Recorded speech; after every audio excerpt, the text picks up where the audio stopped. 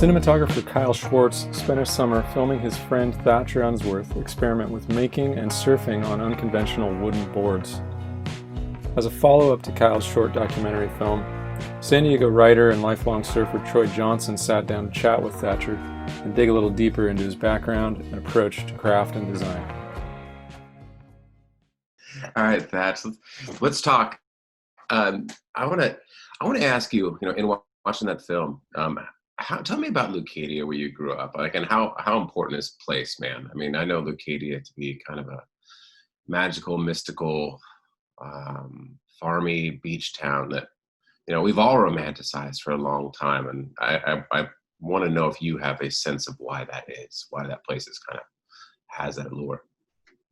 I mean, for me, the property that I grew up on was also the property that I was born on. Like, I was born on that property in that house. Yeah.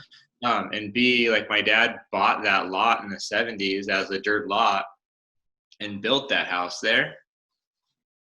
And kind of before it was really developed, like, I can remember and see photos of kind of like the whole surrounding area and just how there wasn't really a lot there. I can remember the condos across the street going up. I can remember the apartments like on the other side going up. I can remember all that development, and it was just such a small little kind of like, like you said, it's a surfer town, but also like a farm worker town too. Mm-hmm.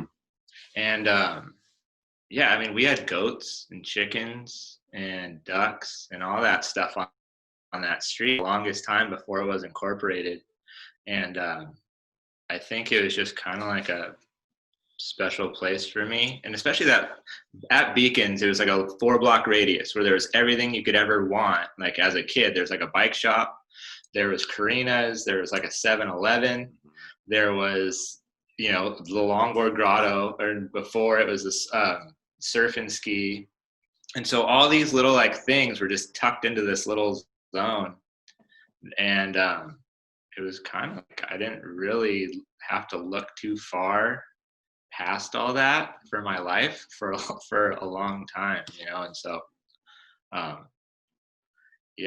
it was really like my bubble. And then to see how much it's changed, it's been like a total kind of trip. Yeah, like everything, right? And you have that magical little oasis, and then the condos kind of start to form a circle, and then they get closer to the inner circle and the inner circle. But it kind of is it seems to me like a maker culture. I mean, not to push that idea too much, but I mean, if you're living in an unincorporated land, your dad built his home. People didn't have this city to create sidewalks. They kind of did it on their own, right? Yeah, if you go up on Neptune, where Leucadia and the border of Leucadia and Encinitas is actually where the sidewalk stops, right there, right above the Panikin. Yeah.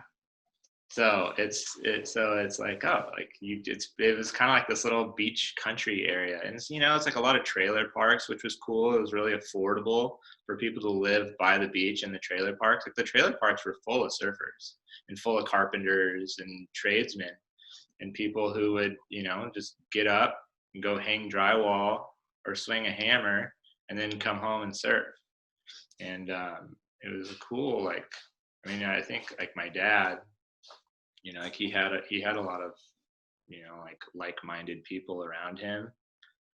And it's been a like over the years, meeting people and just kind of like the people who are still in Leucadia, they're all pretty unique, very like self-sufficient people. Yeah, and that's probably where you learned a lot of your skills, right? I mean, obviously from your dad, but then other people in Leucadia were, right? Yeah, one of my best friends, his dad, he's his business is selling firewood. Yeah. But he has a house right by the beach, and he built same thing. He built all the stuff on his property. He has like a wood-fired hot tub. He has a huge tree house and a eucalyptus tree. stuff like that. And I spent years in his driveway with my buddy. Just we were building mini bikes, like little like little gas powered motor, like little mini bikes. And it was just like he had a garage, like my dad had a garage full of tools, his dad had a garage full of tools, and like just junk that he had saved from the dump. And I think we lived by the beach. There was definitely wealth around us, but because we had more like that blue collar trade family, it's not that we could have really afford to buy the stuff that we wanted, but we had kind of, and this is something I'm really happy about, is that we had the ability to like make what we wanted, or to attempt to make what we wanted. And that was really cool. I think that is probably the thing that has like number one like guided my life, was the fact that because I couldn't buy it, I had to figure out how to make it. And that's why I bought a welder. I bought like just little junky tools that would get me to where I could make something. And then it was just like, that was like the building, like the base of the building blocks, I guess. Yeah, well, you gotta make it yourself. And I'm sure there's a lot of failures in that road. I'm sure there's a lot of discarded stuff. Oh, I used to joke around about when I was learning how to weld, is I would weld it, I'd write it, it would break, and then I'd go back and I would like do it better and then do it better. But I built this little like mini bike, and this was a learning experience, but I put the chain on backwards, the little like link, and I'm going up the street, the chain comes off and it whips around and just slaps me in the back like a go-kart chain. Oh God. And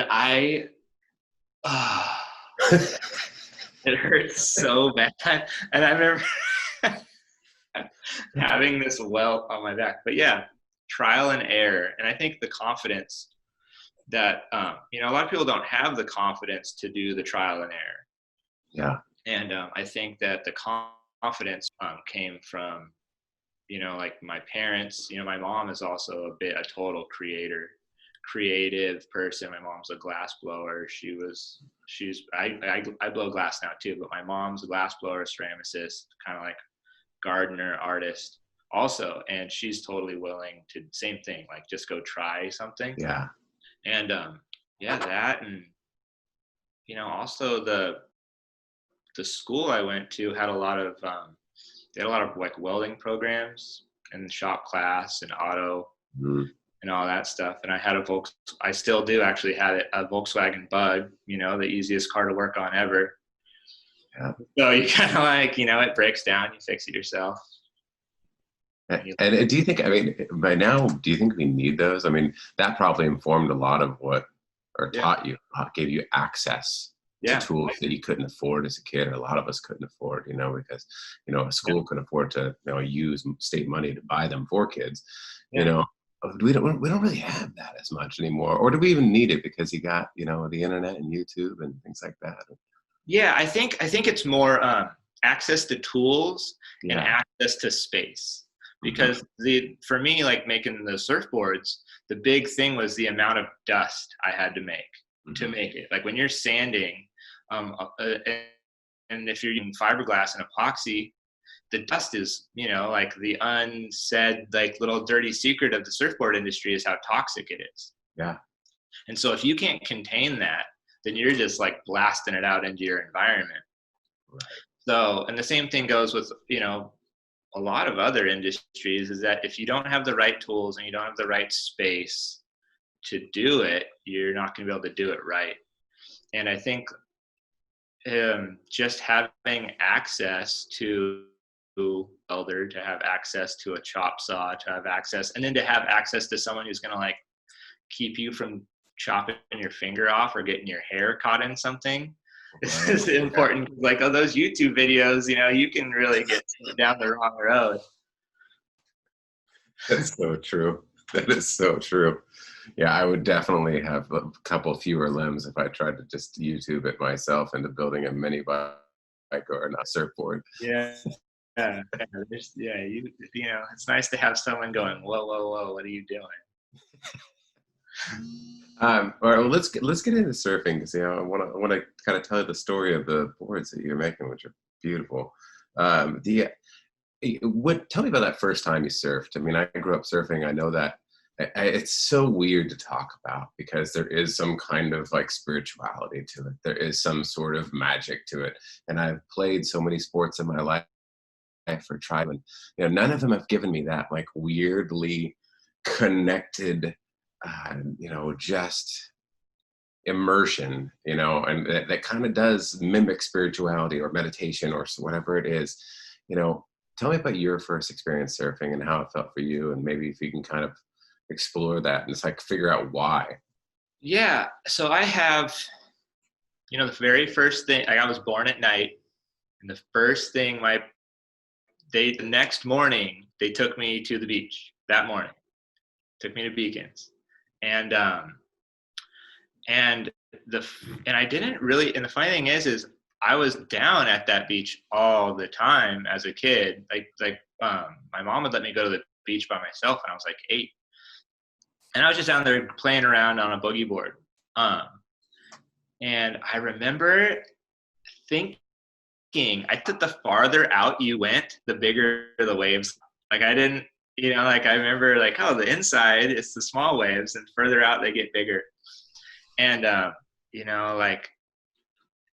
I remember like just boogie boarding and doing all that kind of stuff. But my first realization that the ocean was something that you could like learn and adapt and like become in tune with was when I got an inflatable boat for my birthday, and my dad and I think my mom also took me out to the kelp beds in it.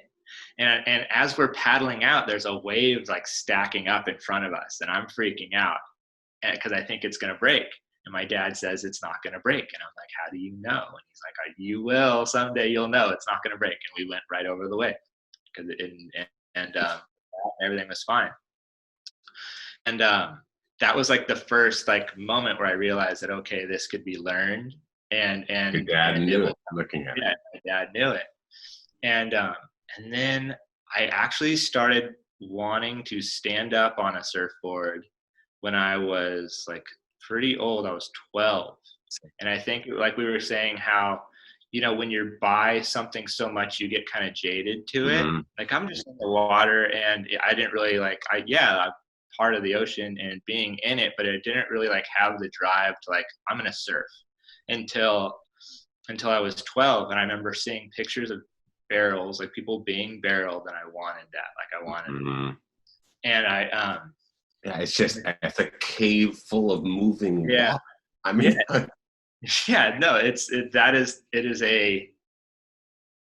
it is like the physics of a barrel. Like about it. Yeah. It is amazing. And so at 12, I got a surfboard, and it was, I don't know the brand, but it was like, it had a full flame paint job on it, and I got it from Surf and Ski. And and I remember paddling out and kind of like trying to like, find an open face and do the whole thing. And I remember it kind of like, and this is really funny to admit, but I remember like kind of side-eye watching Kahuna Bob do his lessons. Mm-hmm. And saying, what is he telling them? Because I didn't take a lesson. Yeah. And I had my dad like push me into some waves, and I'm like kind of bouncing around a lot with this. Oh, you're fine. Go, man. But yeah, no, I remember my dad tried to take me surfing before, and my dad is kind of like one of those tough guys that doesn't wear a wetsuit. Okay. And so he is expecting me to also be that. And I'm like a kid freezing on the front of this longboard. And we fully wiped out. and, you know, went in the like classic, like I was just a kid underwater doing the tumble. Humbling. And I remember coming up and just being over it. Like, Done. no, yeah, like I didn't want to have to sit on the front of his longboard ever again.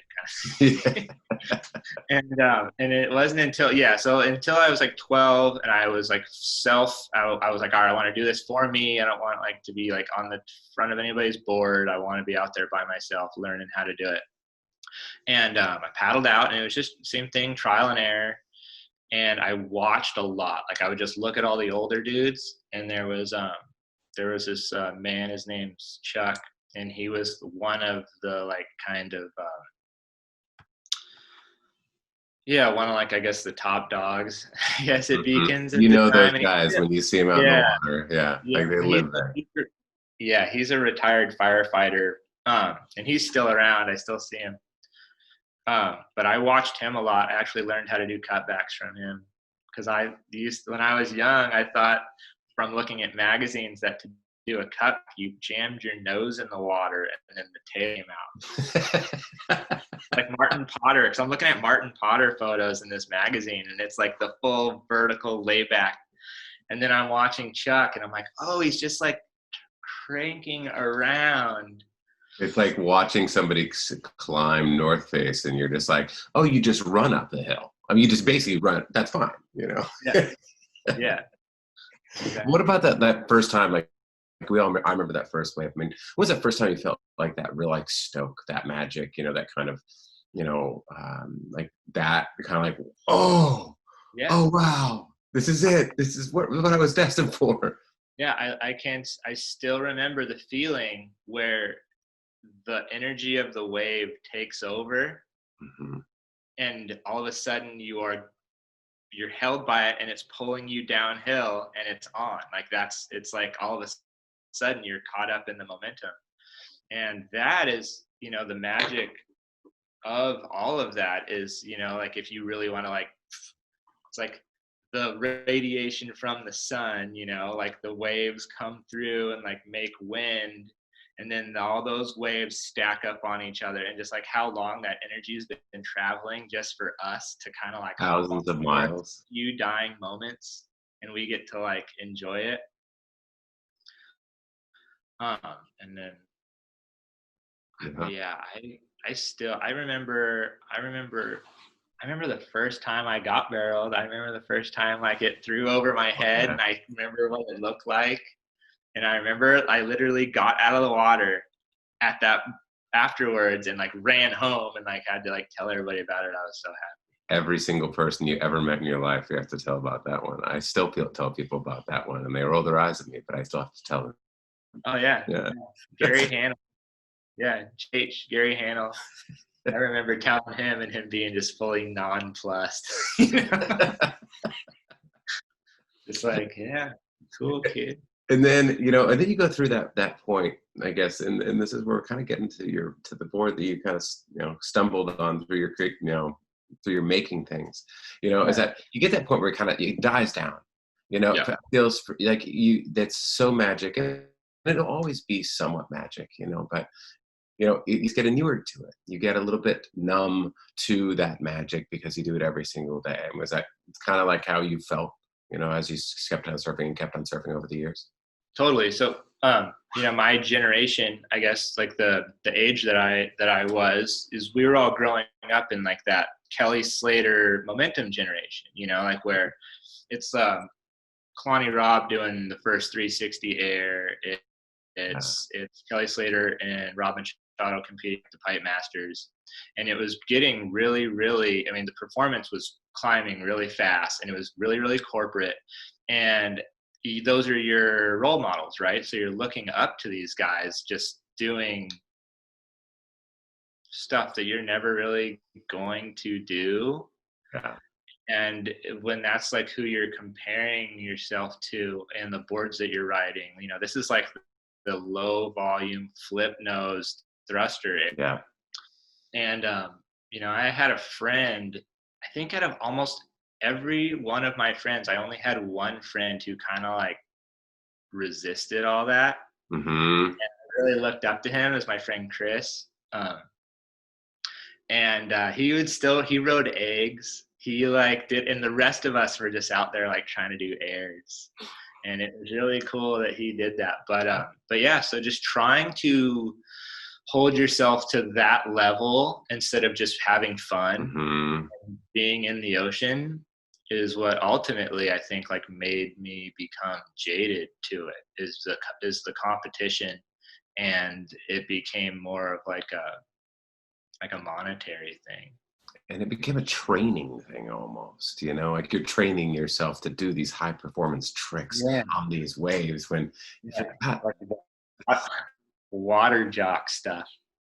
Like you're just right. It becomes the Gold's Gym. You're like, I'm gonna go in and do some curls, you know. I'm gonna go in and get ripped, man. You know. And then I guess so that brings us to this board that I was in watching the film. I just saw, like you just said it, like it really like reignited that. So tell me about the board and the process, if you would, and then we'll get to like kind of how it brought a little bit of that magic back. Yeah. So I mean, I guess I could start. I'm gonna start with when I was in the mountains. Please. Yeah. And so I go through all this stuff, you know, like surfing. I get jaded with surfing. I'm skimboarding a lot, and then after skimboarding, I basically am skating pools. Like that's my my recreation is I'm skating pools. Yeah. And life stuff happened, and I ended up moving to Tahoe. There's no surf, and I end up doing snow stuff up there, and I get a job building snow skates, which is like it's like an alternative to snowboarding, alternative to so that was also like an alternative version of a snow thing. But I was working for a guy who taught me how to use epoxy, and I was also I was welding for a friend who had a furniture business who made redwood tables. And so all of a sudden I'm in there with the skills to use epoxy and resin, and I'm working, and my buddy Taryn has leftover redwood that is the thickness of an alaia. And I know what, you know, and I've seen pictures of alaias. I've seen like, you know, the photos, and I'm like, oh, I want to build one of those. And so I'm up in the mountains, and I built 2 redwood ones up in the mountains without any, you know, ocean to test them on. Yeah, up in Tahoe. And they were beautiful boards, and I was really stoked on like the process and how simple they were, and just being like, oh, I have this board that I made. And then fast forward a little bit, I'm back down at the beach, and I'm riding those 2 redwood boards a lot, and I'm figuring them out. I'm spending like 3 times a day just reacquainting myself with the ocean. And this is also a little embarrassing to say, but that penguin movie, like that penguin surfing movie, like Surf's Up, remember that? I was kind of inspired a little bit by that movie. I strangely was too. It was one of the more. Yeah, I think it was kind of like, it was just a good vision of like, it was sort of like the story, you know, like the anti-competitive story that, you know, that just kind of like you make something, you go and enjoy it in the water. Yeah. I mean, it was also, I mean, those alaias, it's an accomplishment, you know, like to be able to ride one, and it's a challenge. And it was kind of this, and it was the same thing with the snow skates, because you get older and you still have all that balance. Like you have the skill. You are still a skilled surfer, skateboarder, snowboarder, but your body isn't as capable of like the flexibility. You aren't as capable of like falling as much, but you still want to be able to like prove that you have the skill. And I think like in the mountains, riding snow skates and powder surfers is kind of the equivalent of guys, or at least for me, was riding an alaia. You know, like I'm not doing high performance moves, but it's still, I mean, surfing is like, you're showing off, you know, like you're dancing for an audience. Yeah. You know, it is like, I mean, it is for you, but at the same time, it is an expression. Mm-hmm. And it is, you know, like you are a strutting peacock out there, you know? We could all say that we're all out there for ourselves, but we'd all be full of shit, to be quite honest. Yeah. Yeah, exactly. So it was really nice to be able to get rid of all that like jerky, flippy, aggressive jock stuff, and to just kind of like go as fast as I could Mm-hmm. on like the most minimal of equipment, and really like feel, you know, like how nice that felt to the accomplishment of that was just really amazing. Yeah, I mean, you get that's that accomplishment. I mean, really what it is, it's accomplishment mixed with the immersion and the electricity of the wave. Like you said, it's like a light switch that went on and you're moving, that you're no longer in control. You're just reacting to this massive moving piece of nature, right? Tell everybody, like, what is an alaia?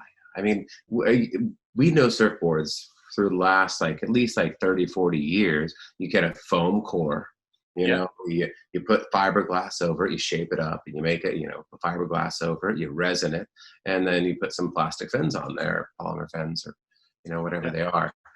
And alaia is a completely different beast. I mean, you just took some redwood and sanded it down. I mean, what's the tradition of these? How'd you know?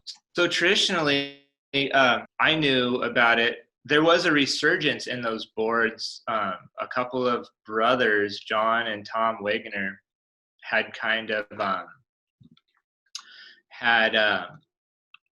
they had done a lot of research, you know, because when Hawaii was colonized, they, you know, saw basically like naked men playing in the water, and they were like no, and they took that away from them. Mm-hmm.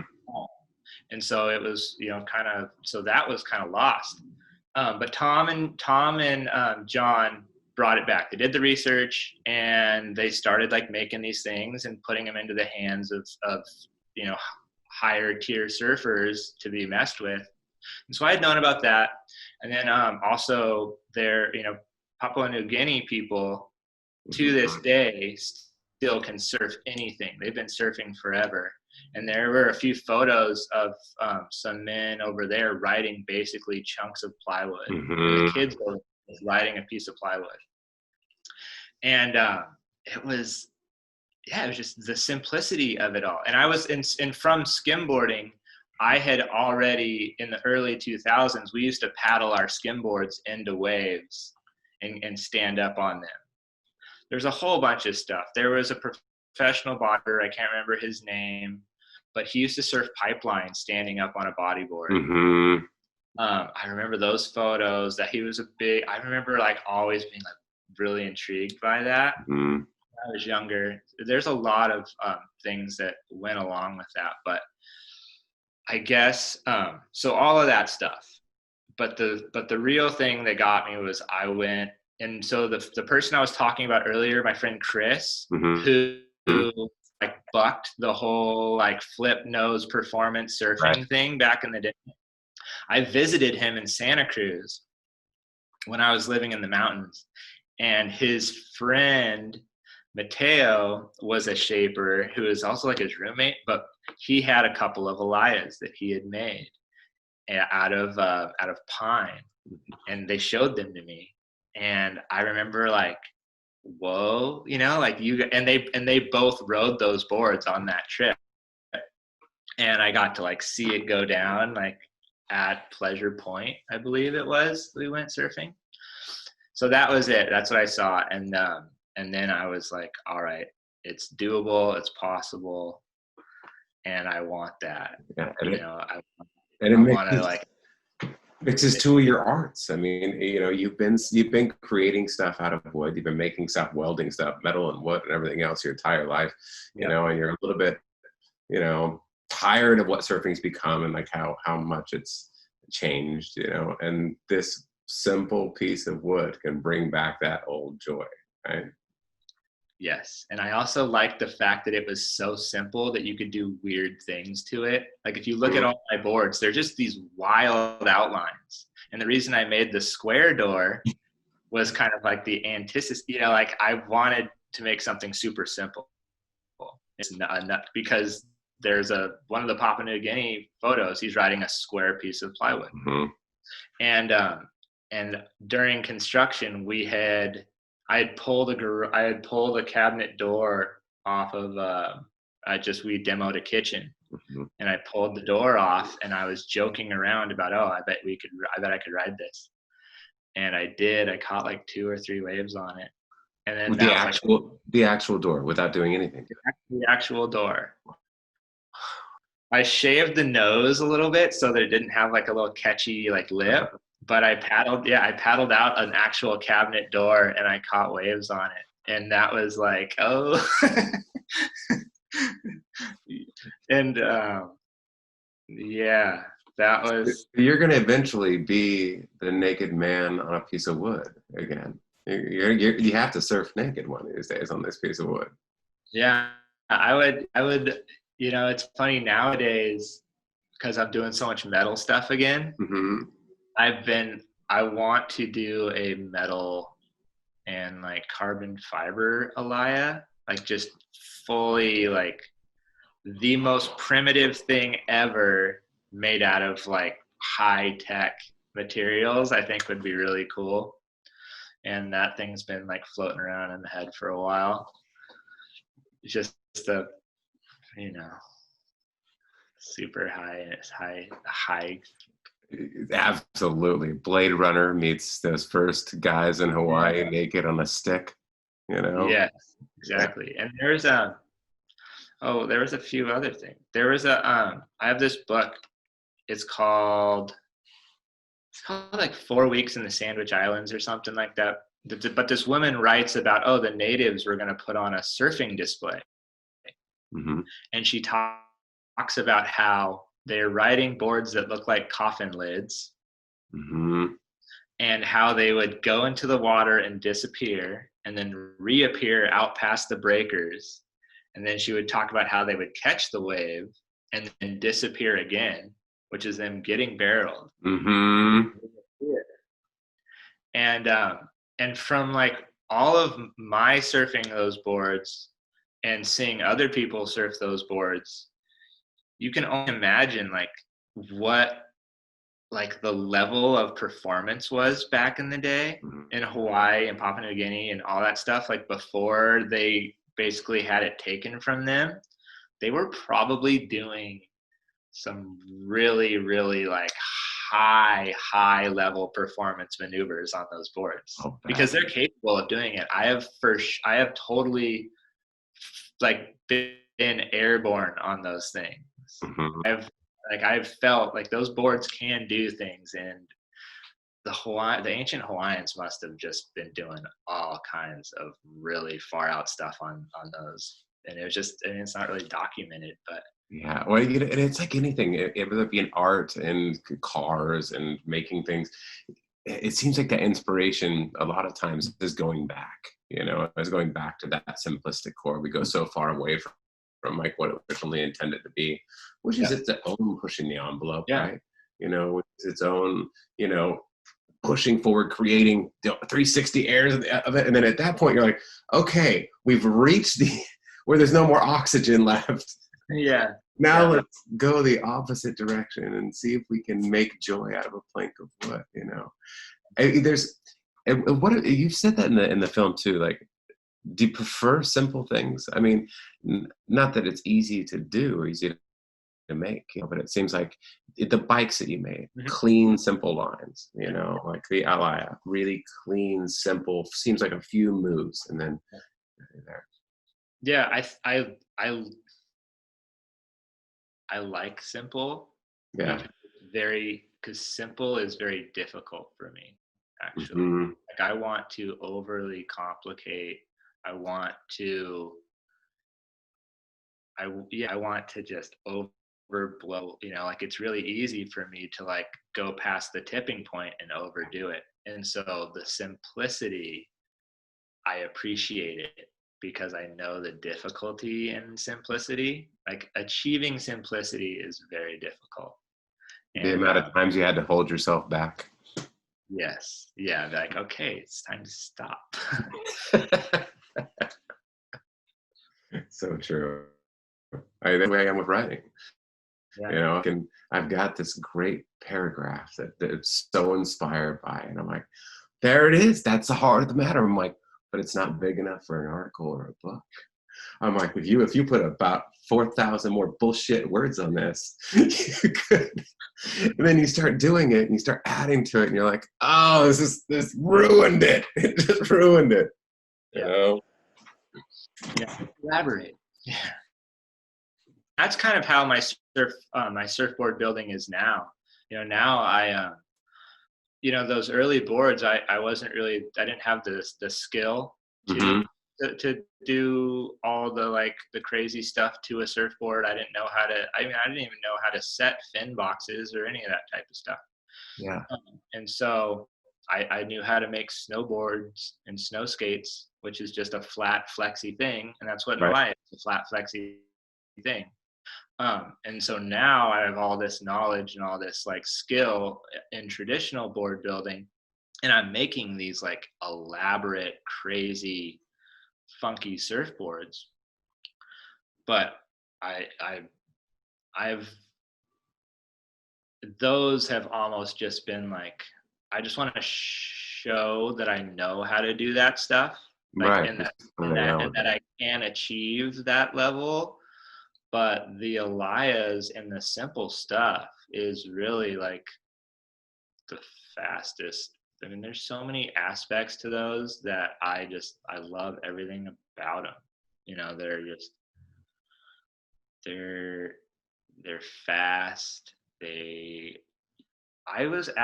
paddled out one of those boards at Black's on like a pretty big day. Black's is renowned for being in the country one of the biggest waves that we have in Southern California. Yeah, it'll just completely beat you up. But because the alaia doesn't float, I was able to just like calmly swim, basically, like, because you can duck dive those boards all the way to the sand, all the way to the reef. You can pull them and pump them down almost like a leaf falling and go as deep as you want. Oh, so there's an advantage. I didn't realize that they didn't float. Well, they do. It's almost like a neutral. The ones that I make are like a neutral buoyancy now. Okay. I make them out of plywood. Now I'm making them. I don't make them out of solid wood anymore. I make them out of at least like the last iterations of them were basically, I went back to the way that a cabinet door is made, where it's a thin piece of plywood, and then it's strengthened by an exterior framework. And then they're sealed up. And that's the board that I like the most now. Okay. They don't float, but the magic is, you can duck dive them till you hit the bottom. And also when you fall off, they don't have enough float for the wave to carry them in. So you never lose it. Gotcha. So that day. Out of Blacks. Yeah, go please. Yeah. So that day I caught a set wave. It took me a long, long time. But I caught that wave. It was a really big wave, and I didn't know what was going to happen. I was just basically out there, just like, let's see what happens. Let's try not to. I went with my little brother. My little brother's a really good high performance surfer, and I'm more just out there trying to see what an alaia does. Mm-hmm. But I caught the wave. I made the drop and everything. But afterwards, I just got completely exploded, and I popped up, and the board was just right there next to me. And I reached out and grabbed it and swam it back out again, and then caught a couple little smaller ones. But that is just another thing about them that I really like. That's awesome. And some of the ones that you've made now, I mean, I saw the one that almost looked like elevated fish scales or sand dunes in the in the Mojave. That's beautiful. It's gorgeous just to look at the texture and repetition of the form, but it's not surfable, is it? Can you surf? Yeah. That board is a there was there was an I think he's still alive. There's an Australian surfer shaper, Earl Peterson. Oh man, I hope I got that name right. But yeah, Australian guy, and he made those, and he called them jet bottoms, I believe. Okay. Yeah. And I saw them. I wanted to see. I do that. A lot of that stuff is like I see stuff. Like it's like I don't know if I could ever find one and buy it, right? Right. And yeah. I want to know. Like I'm intrigued. Like I want to know, does this work? How do you make that? How does that feel under your feet? And so I made that thing, and it was a exercise. That was another, like I was saying, you know, like you just want to prove that you can do it. And it was. It didn't really surf all that well. It was really draggy feeling. Yeah. It felt like I could get these moments, you know, where it would kind of like all of a sudden, because the whole point is that the water can't hold on to it because it's breaking all the tension loose. Right. And it's also supposed to like direct the water like Venturi style, but I don't know if I got it right. But it would rumble, like it was like growling as I would be riding it. Yeah, from the water like twisted and broken up. And I would still I would like to ride a real like juicy bigger wave on that board and just see what it does. I have a few boards like that typical Beacons is not the ideal wave, you know. Yeah.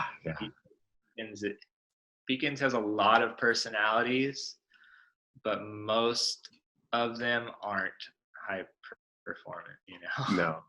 No, it's a roller for sure. Yeah. The interesting thing about this, and anything that we do, you know, I think that in writing for me, or whether, you know, I film TV and I'm trying to put on a performance, and, you know, you get to a point where, you know, you should be good at your job. You know, you should be very professional at your job.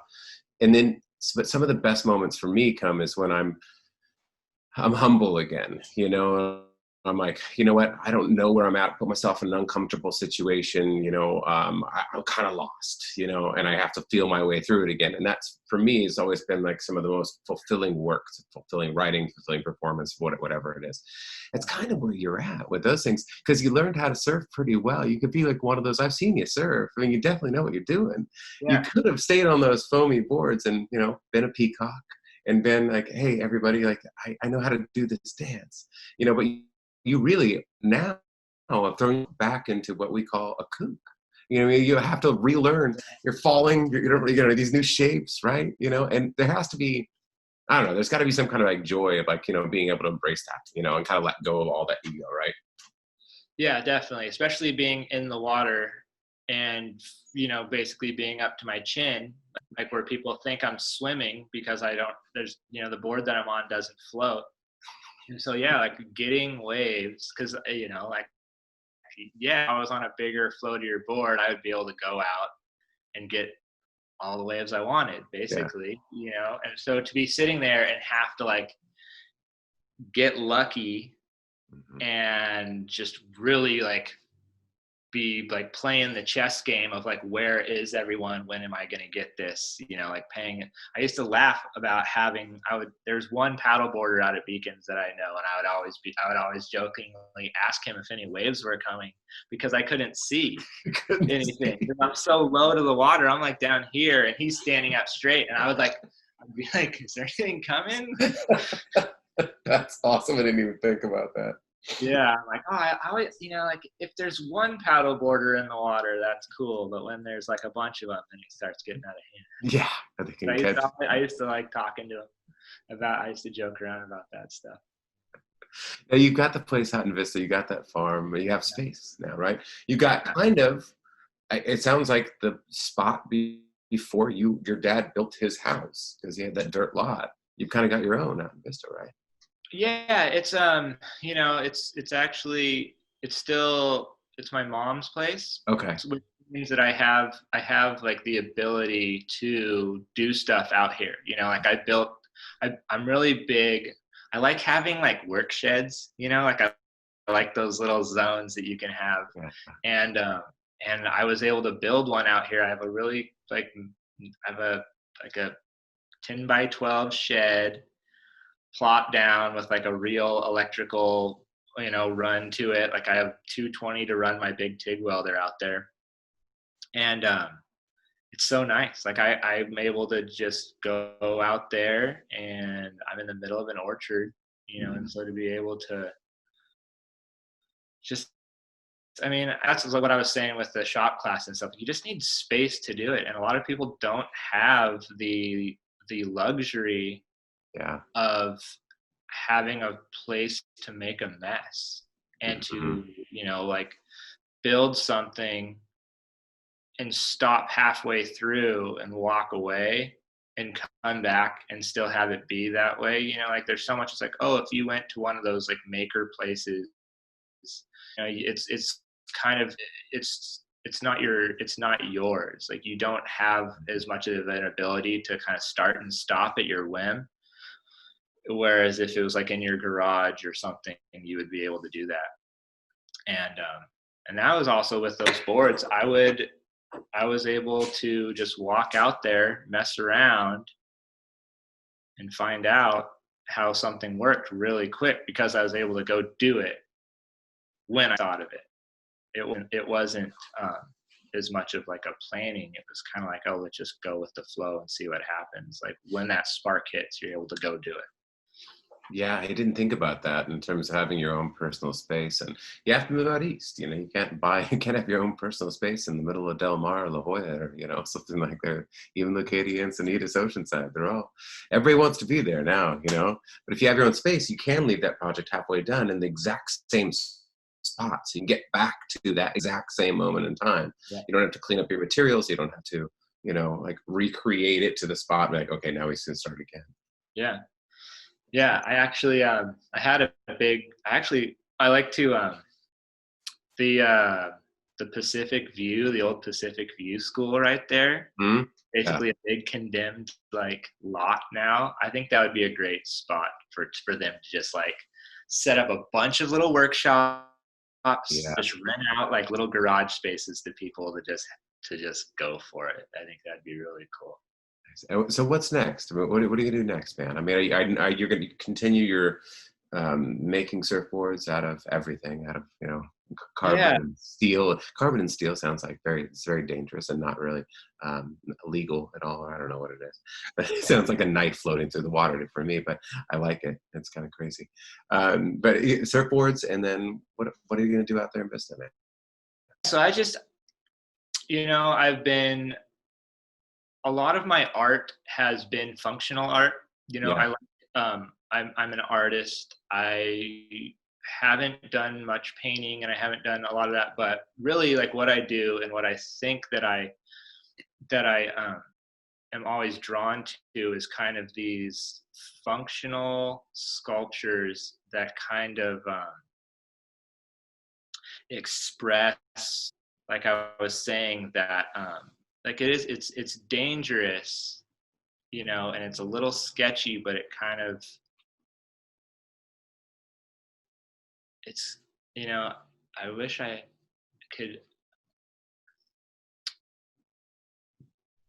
and it's the same way with my bike parts. They're always a little dangerous, and they're a little sketchy. And I feel like when you have a little bit of danger or a little bit, you need to respect something for it to be safe. And I think that when you have to give something the respect and have that mindfulness, that it makes you stronger. And I think that it will help, it